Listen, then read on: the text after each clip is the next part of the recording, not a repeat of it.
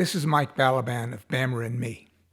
Today I'm going to inaugurate the first in a series of BAMMER Talks, that is, conversation pieces about issues of interest to the LGBTQ+ community.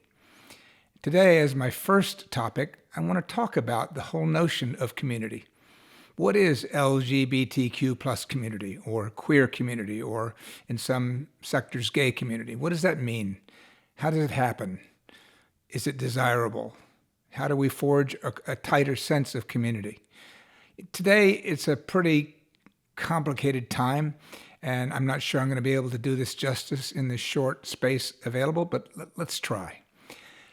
When I was growing up and coming out in the 1970s, basically the gay world as we knew it was really consisting primarily of gay men and lesbians.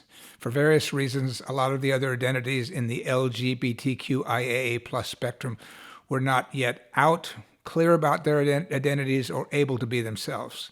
So the world was pretty simple, just these two communities, the gay and lesbian subcultures, and they were very separate, in part because of issues around the rights of women and feminism, with the Equal Rights Amendment brewing at the time. But over time, the rupture between gay men and lesbians healed, especially when AIDS broke out in 1981 and lesbians came to the defense of gay men, nurturing us roundly as a community. And since that time, there's been a sense of engagement and allyship between these two subgroups. But during that time, as I mentioned, the world got a lot more complicated.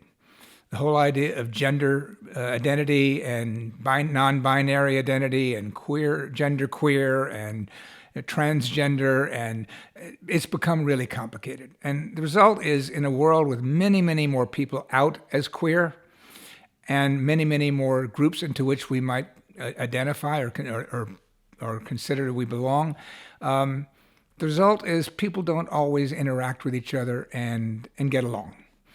In my experience, the whole idea of community happens when people know and are friendly with and relate to and are empathic with others not like ourselves. That is, the fact that as a gay man, I have lesbian friends, or I have people of color friends as a white man, or I have not gender non-binary friends as a cis white male. This kind of welcomes into my world a whole set of new influences. It allows me to understand and relate to how people who are in some ways like me as outsiders in this society, but in other ways are not, to relate to them and to understand them and to feel closer to them. If you have a sense of empathy and you bring people into your life who are different from yourselves, the idea of feeling connected grows out of that. And when you feel connected, that creates community. But unfortunately, in this world where there are all these different groups who are not always talking to each other, not always understanding each other or empathic with each other, that idea of community is harder to attain.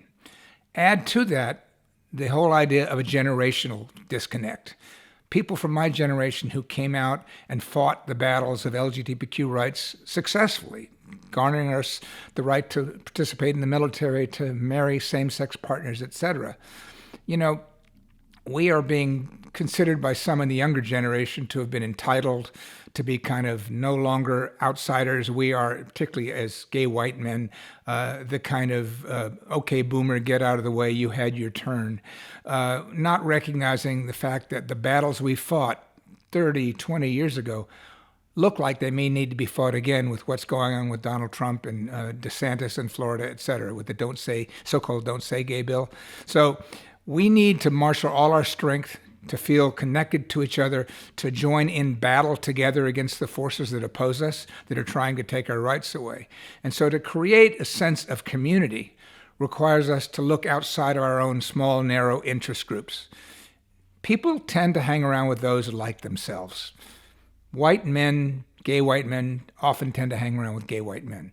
The younger generation gets the fact that this is not always the most valuable way to approach life. And they seem to be a little bit more diverse and inclusive than the older generation.